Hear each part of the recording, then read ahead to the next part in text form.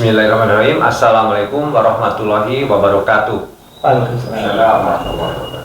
Sahabat KJB Channel, alhamdulillah pada kesempatan kali ini kami mendatangkan salah seorang narasumber yang barangkali sudah tidak asing lagi bagi Anda semua, yaitu beliau adalah bernama Bapak Abdul Hadi Wijaya yang biasa dipanggil Gus Ahad atau Kang Hadi barangkali gitu ya. Namanya bagus sekali. Kalau diambil Hadi Wijayanya, kita ingat salah seorang prabu dari atau sultan dari kerajaan Pajang, ya, turunan dari Sultan Raden Patah dari Demak Bintoro. Baik, beliau ini adalah salah seorang kader PKS, ya, Partai Keadilan Sejahtera, yang sekarang duduk di fraksi PKS DPRD Provinsi Jawa Barat, tepatnya di Komisi 5 di bidang pendidikan. Alhamdulillah, ini suatu kehormatan bagi kita semua kedatangan beliau, maka kita akan menggali banyak hal kaitannya dengan pembiayaan sekolah swasta. Selamat sore, assalamualaikum Pak Hadi. Saya panggil ya, Gus Ahad. Baik, terima kasih Gus Ahad. Alhamdulillah, pada kesempatan kali ini kita dapat bersilaturahim ya Gus. Siap. Banyak pertanyaan-pertanyaan dari warga masyarakat, khususnya di Kabupaten Purwakarta pada saat ini berkenaan dengan bidang pendidikan, baik itu yang negeri maupun yang swasta. Tapi untuk kali ini barangkali kita akan bahas mengenai sekolah swasta, tepatnya tentang pembiayaan sekolah swasta. Nah, sejauh ini Gus, bagaimana, apakah ada ketentuan peraturan perundang-undangan yang berkaitan dengan pembiayaan sekolah swasta? Gitu. Ya, assalamualaikum warahmatullahi wabarakatuh. Pemirsa dan Kang Ahmad Said yang saya hormati, teman-teman pemirsa KJB Channel yang keren ini. Saya bahagia sekali bisa silaturahim, dan ketika ditanya untuk sekolah swasta, nah ini salah satu yang hati saya ada di sini lah. Jadi saya moga-moga bisa ngasih gambaran gitu ya tentang bagaimana kebijakan-kebijakan ini. Kita bikin frame besarnya dulu ya, ambil frame besarnya bahwa sekolah swasta itu adalah kontributor terbesar dari pendidikan di Jawa Barat gitu ya. Total ada jumlah siswa swasta itu jumlahnya lebih banyak daripada siswa negeri di Jawa Barat nih. Ya, sebagaimana kita ketahui, Jawa Barat itu kan mengelola atau bertanggung jawab terhadap SMA, SMK, dan SLB gitu ya. Ternyata di sekolah swasta itu, di ketiga sekolah itu, jumlah muridnya yang paling gampang, jumlah murid negeri itu ada totalnya 850.000 gitu ya.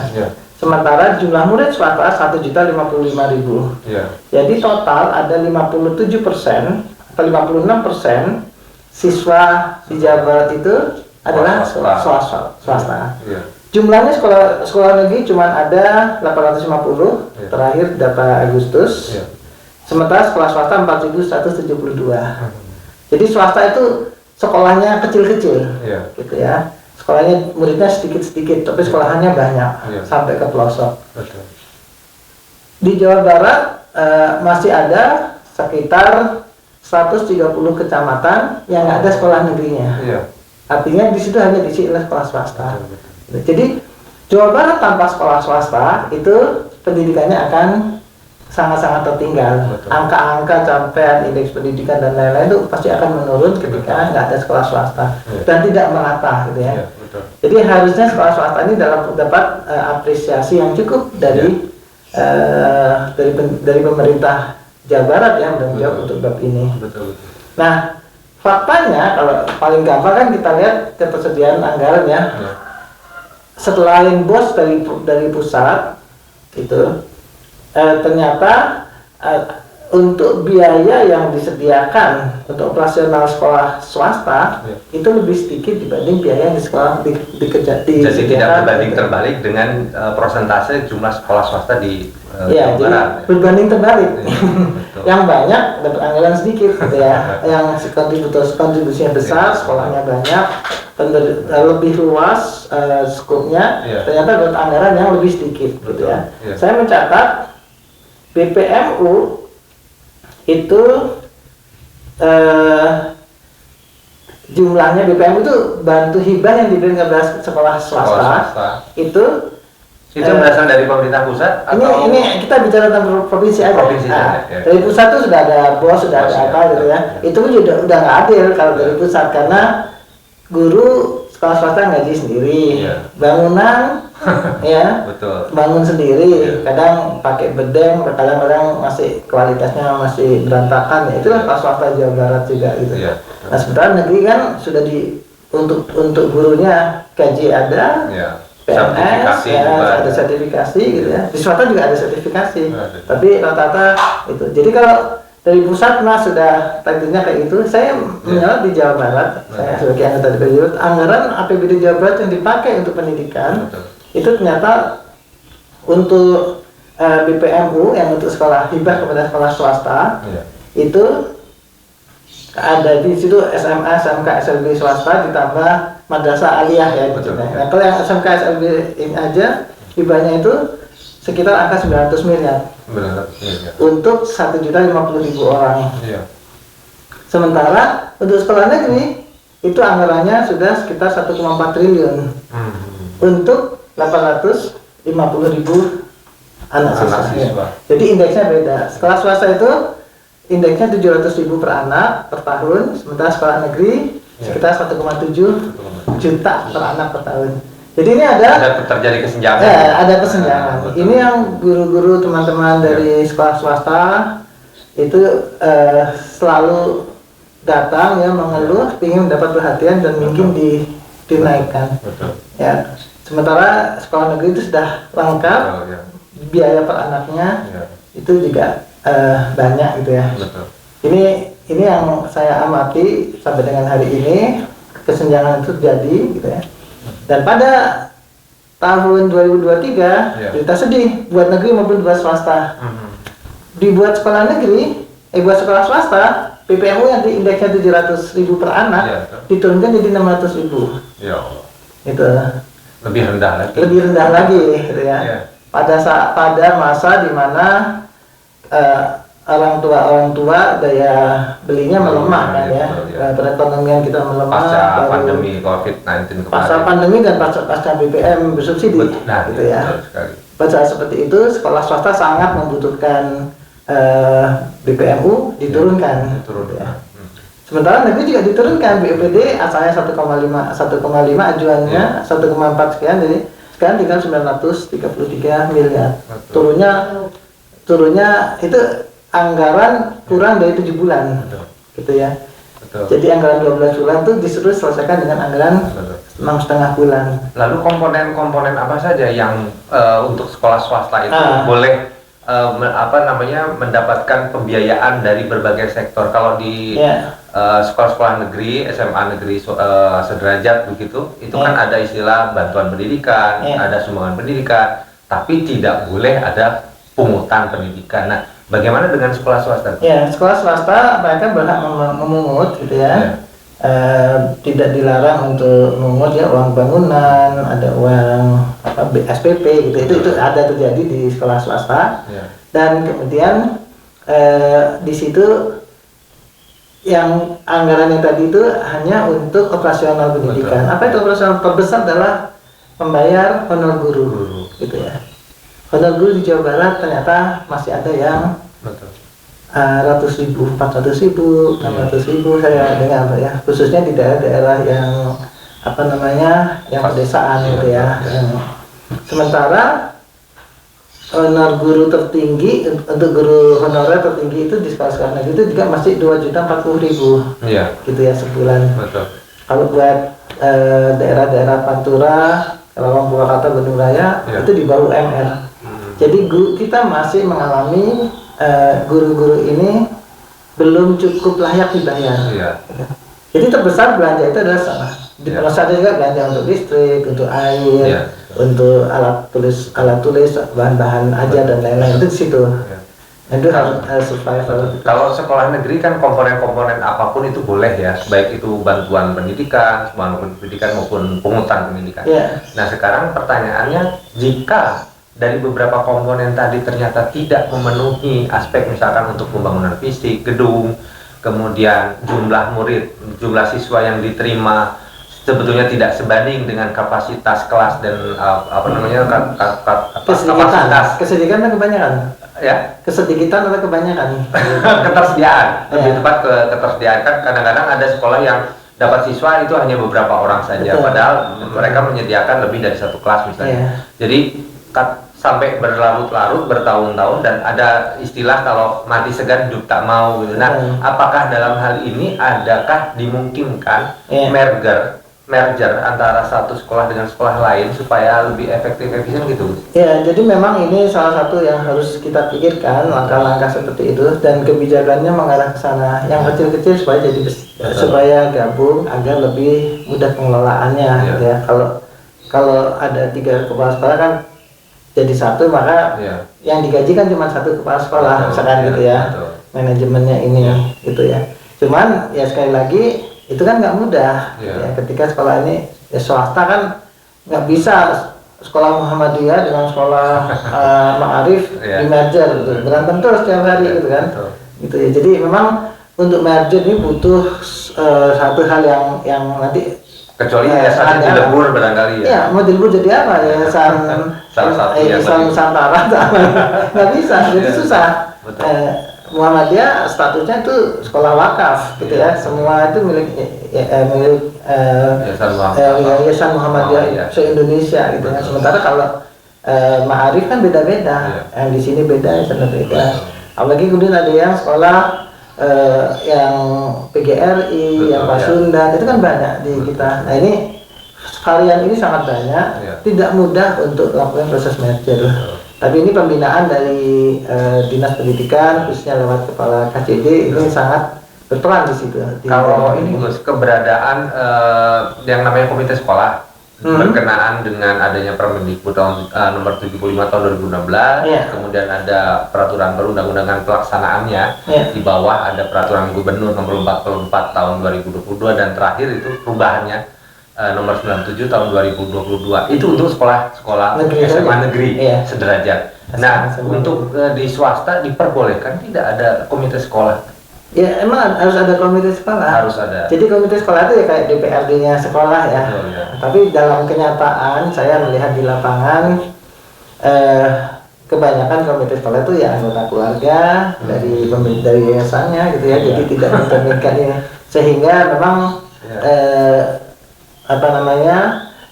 di sekolah-sekolah swasta itu lebih informal posisinya.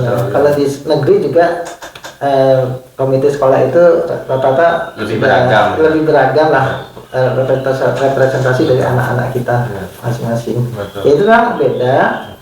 Nah, kalau kita sorot tentang pembiayaan sekolah negeri gitu ya, Jawa Barat ini sedang dalam kondisi dilema ini, galau, gitu ya. Artinya kalau ada penurunan anggaran tadi, ada anggaran yang diperuntukkan untuk hal lain, pos lain. Iya, jadi kita ambil misalnya gini, anggaran APBD Jawa Barat itu naik. 2023 itu 2022 kemarin angkanya kita bisa 31,7 T. Sekarang di 33,3 belanjanya aja, berarti naik hampir 2 triliun. 2 triliun itu besar sekali gitu ya. Betul sekali. Nah, pada saat itu naik, kita justru melihat tadi pengurangan pada BPMU yang untuk sekolah swasta berkurang sekitar 140 miliar, sementara yang negeri berkurang sekitar 500 miliar ya. Jadi total sekitar 650 miliar ini terkurangi gitu ya. Itu dipakai untuk sektor di luar pendidikan. Nah, kenapa itu dalam hal ini kan artinya menjadi tanggung jawab ranah kewenangannya seorang gubernur Provinsi Jawa Barat ya.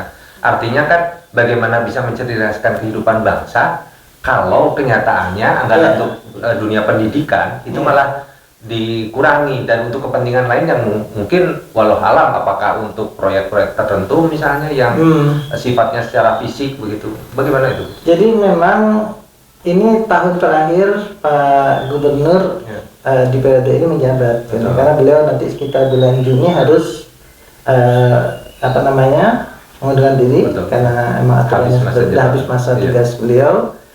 Nah, dan dalam PR itu banyak yang belum terlaksana. Jadi yang resmi disampaikan kepada kami banyak program-program yang ada di dalam RPJMD beliau yang belum terlaksanakan di luar pendidikan, gitu ya. Jadi ini nasibnya teman-teman pendidik ya, gitu, kepala sekolah, komite sekolah, guru-guru, bahwa pada saat anggaran kita naik justru anggaran pendidikan menurun di Jawa Barat. Ini prihatin ya, kami sebagai saya pimpinan Komisi 5, Wakil Ketua Komisi 5 di DPRD Jawa Barat sangat prihatin, apalagi yang diturunkan adalah termasuk sekolah swasta, gitu ya. Betul. Jadi di sini angka 100.000 per anak yang asalnya 700.000 jadi 600.000 sebagai indeksnya. Betul. Ini juga adalah angka yang sangat berat. Betul. Apalagi di sisi lain ternyata tidak semua sekolah bisa menerima, karena dari 1.055.000 sekolah anak swasta itu hanya 750.000 yang berhasil dientrikan oleh sekolahnya. Jadi ada sebagian sekolah yang total siswanya sekitar 300.000 ini akan nol. Berdasarkan versi terakhir dari APBD yang itu kesalahannya di mana kalau ada? Karena ada prosedur pengentrian, itu untuk hibah itu harus entry. Nah, ketika nggak ada ya seperti itu. Ya, ini harus diamankan. Kami akan meminta yang nggak dapat ini kasih kesempatan untuk dapat di anggaran perubahan. Ya, semoga duitnya juga masih ada gitu ya. Ya, amin. Ini yang jadi. Tapi kan anggaran tahun berapa ini nanti? Takutnya ini, kan. 2023. Iya, tapi kan biasanya namanya anggaran perubahan itu suka waktunya mepet gitu kan. Ya, disitulah yang namanya Dewan memperjuangkan itu di sana. Yang kita harus ingat pada anggaran perubahan itu, Gubernur sekarang ikut menyusun konsepnya, tapi tidak ikut membelanjakannya. Ya, apakah ini berefek pada kebijakan-kebijakan, saya juga nggak bisa. Hanya kan kalau khawatirnya Gus, kalau ada anggaran perubahan ya, biasanya kan pada bulan-bulan yang mendekati akhir tahun.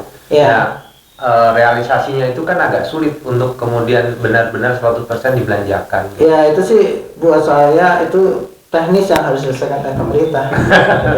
Kami menggariskan jangan sampai ada sekolah yang berhak menerima BPMU untuk swasta atau itu yang tidak menerima hanya gara-gara urusan administrasi.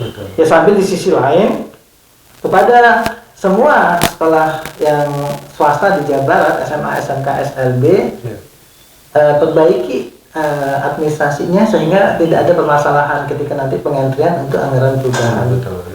Jadi masih ada 300.000 dikali 600.000 begitu ya, sekitar 300.000 kali 600.000 berarti sekitar 180 miliar yang masih harus disediakan. Ini juga kan miris Gus, di satu sisi kalau yang namanya BOS itu kan kalau tidak salah ya, kalau saya tidak salah itu ada 13 poin.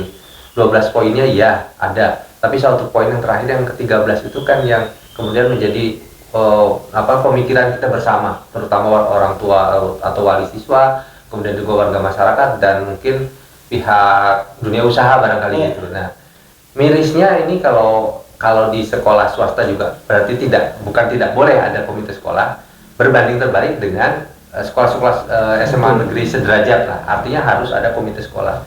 Hanya saya lihat itu ada, kalau saya boleh lihat ada jeda waktu yang terlalu panjang dari Permendikbud nomor 75 tahun 2016, tiba-tiba itu lama nggak ada, muncul Pergub nomor 44 tahun 2022 gitu kan, yang akhirnya diubah dengan Pergub nomor 97 tahun 2022. Pertanyaannya itu kan karena ada jenjang waktu 6 tahun, sehingga semasa itu selama 2020 sebelum turunnya Pergub saja kan itu sudah banyak jatuh korban, baik itu pihak sekolah, kepala sekolah, wakil kepala sekolah gitu kan, dan juga orang komite sekolah yang kemudian bermasalah dari segi hukum. Nah, ini bagaimana untuk menyikapi ini?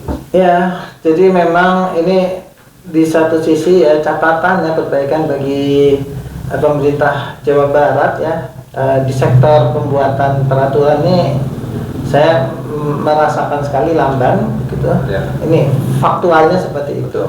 Untuk sebuah proses pengesahan perda itu atau pergub itu lama sekali. Lama. Responnya lama. Pergub 44 itu nunggu mungkin hampir 4 bulan. Ya. Pergub 97 1 bulan ya setelah draft selesai. Harusnya kan proses itu bisa diringkas ya ketika memang urgent ya buat kepentingan masyarakat. Ini contoh saja kasus, Gus, ada salah satu sekolah di wilayah kita Jawa Barat, ada sekolah-sekolah menengah negeri yang kemudian itu di screenshot dan diposting oleh, ya mohon maaf, boleh kalau saya sebut saja gitu kan, Gubernur Jawa Barat Muhammad Ridwan Kamil, yang menurut saya itu tidak etis karena notabene itu adalah bawahan tidak langsung dari gubernur kan gitu. Itu diposting kemudian ada caption tulisannya tidak pungutan gitu kan, pungutan pendidikan tidak diperbolehkan, intinya begitu. Padahal yang mengeluarkan pergub itu kan gubernur juga. Kenapa tidak diberikan pendekatan secara lebih persuasif gitu? Dalam proses yang lama menunggu ini banyak terjadi bias. Betul. Di lapangan ya. Di satu sisi ya komite sekolah dan kepala sekolah itu kebutuhannya tadi kurang gitu ya. Karena BUPD yang hanya 145.000 per siswa itu kan kurang, harusnya 350 ribuan. Gitu ya. Nah di situ ada semacam bergen atau semacam campur tangan dari kelompok masyarakat ya, ada yang ormas, ada yang media-media yang pada tidak bisa menjawabkan, ini menekan gitu ya. Jadi proses-proses ini terjadi. Saya melihat di banyak kasus itu adalah sebetulnya yang datang itu adalah dalam rangka bergen aja gitu ya, untuk dapat semacam uang diam. Ini kejadian ini masih ada di Jawa Barat ya prihatin gitu ya. Ya, dan memang seharusnya Pak Gubernur lebih banyak mendengar masukan dari anak buah beliau terkait dengan harus menyampaikan statement apa tentang pendidikan. Ini jadi evaluasi yang harus sama-sama objektif.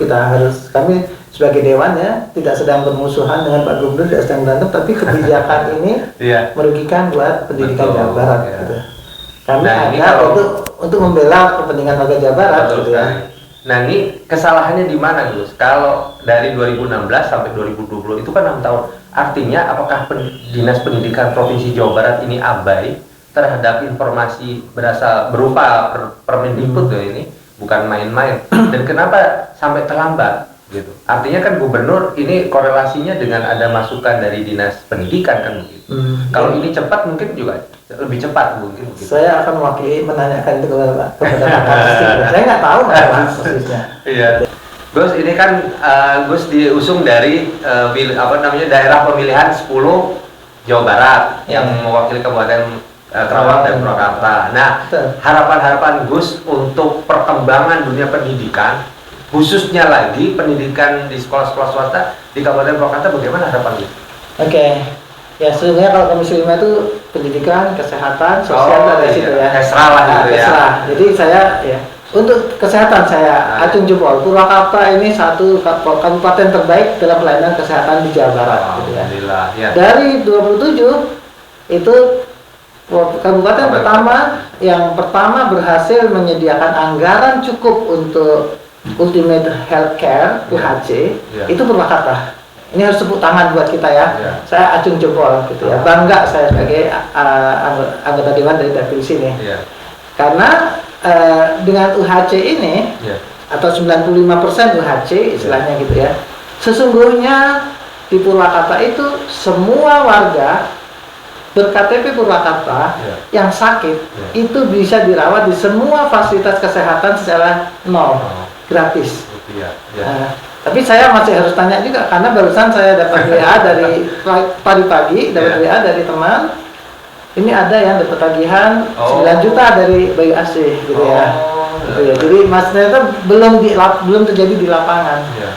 Itu setara dengan Kota Bandung, Kota Cirebon. Jadi kan pertanyaannya itu apakah apa keluarga yang bersangkutan pasien itu berasal dari keluarga kaya, menengah, atau keluarga miskin? Mau kaya miskin, BPJS nggak bisa, semua yang berKTP Purwakarta 0 rupiah. 0 rupiah untuk perawatan kesehatan di fasilitas kesehatan Purwakarta. Ini nomor 1. Ya, siap. Nah, yang kedua pendidikan. Purwakarta termasuk bagus ya. Perintis sekolah 1 atap itu Purwakarta. Betul, ya. Tapi kan kemudian waktu itu sekolah SMA-nya dibawa ke provinsi ya. Ya. Artinya Purwakarta punya basis yang bagus. Kualitas pendidikannya masih bagus, udah lumayan gitu ya.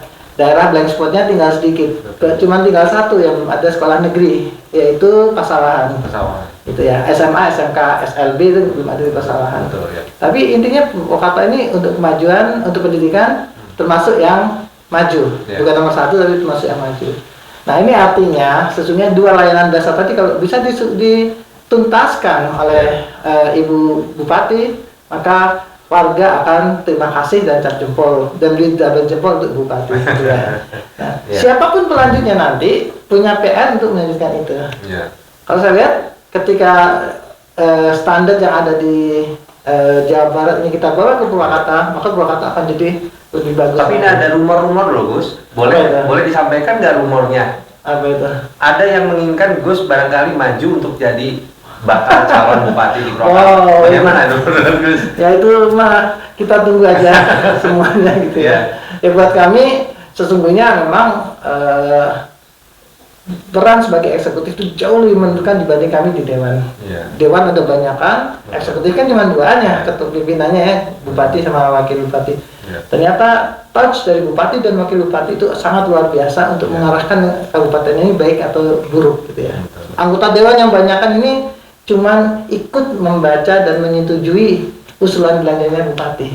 Tapi khusus untuk dunia pendidikan, para anggota DPRD khususnya membidangi pendidikan, itu bagaimana kiprah mereka? Apakah sudah cukup maksimal atau hanya sekedar biasa-biasa aja gitu? Masih kurang. Nah itu kan pernyataan jujur ya Gus. Iya. Nah, saya merasa saya masih kurang. Mudah-mudahan ini bisa didengar oleh khususnya para anggota DPRD Kabupaten Purwakarta, khususnya lagi yang membidangi bidang pendidikan begitu. Iya. Oke, mohon maaf kalau harus menyinggung, tapi itu fakta. Saya lebih kita bicara fakta, nggak apa-apa. Menyenangkan aja. Kan sekarang era demokrasi, era reformasi yang boleh bicara, yang penting mengkritik itu dengan cara yang santun begitu. Terima kasih, mudah-mudahan ini podcast kita ya syukur-syukur kalau di-tag ke Gubernur Jawa Barat ya Muhammad Ridwan Kamil, mudah-mudahan bisa didengar dan mumpung masih ada waktu lah sampai dengan bulan Juni ya Gus ya, sampai akhir masa jabatannya masih bisa diperbaiki, khususnya kepada bawahan-bawahan lah yang namanya dinas-dinas, terutama dinas pendidikan barangkali itu Bu. Ya, jadi kalau saya sih merangkum ini sebagai kesimpulan bahwa kebijakan pendidikan ini harus ditelaah secara lebih komprehensif lagi. Evaluasi yang sekarang. Siapapun pemimpin Jawa Barat yang akan datang, jangan remehkan kebijakan pendidikan. Ketika Anda salah, Anda sudah merusak masa depan 2 juta anak Jawa Barat. Mungkin itu. Tambahan closing statementnya barangkali. Ya, jadi sekali lagi perbaikan dalam masalah ini, perhatian, masukan, dan adanya forum FGD sangat diperlukan sehingga masukan-masukan ini jadi pertimbangan. Kita akan menyusun EPJMD yang akan datang buat ini perbaikan. Para nanti 2024 ada pemilihan gubernur, silakan para calon gubernur ajukan konsep terbaik untuk pendidikan Jawa Barat, gitu ya.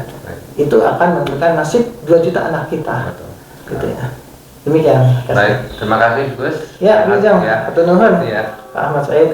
Sama-sama. Demikianlah sahabat KJB Channel. Alhamdulillah itu pemaparan yang sangat detail, rinci, dan memang beliau adalah ahlinya karena beliau membidangi di Komisi 5 bidang pendidikan, sehingga memang tepat kalau kita akan sudah bertanya seperti itu, dan mudah-mudahan apa yang menjadi keluh kesah warga masyarakat baik yang sekolah negeri maupun khususnya swasta, karena pembahasannya menyangkut pembiayaan sekolah swasta, itu dapat terjawab. Dan apabila ada hal-hal yang nanti bisa ditanyakan mungkin pada saat beliau nanti reses sebagai anggota DPRD Provinsi Jawa Barat, tepatnya dari fraksi Partai Keadilan Sejahtera, insya Allah nanti kita bisa berjumpa di Purwakarta, juga masyarakat yang dari Kabupaten Karawang. Demikian yang dapat kami sampaikan dalam podcast kali ini. Terima kasih sekali Ya, makasih banyak. Ahad ya. Demikian sahabat KCB Channel yang terhormat, terima kasih. Wassalamualaikum warahmatullahi wabarakatuh. Salam.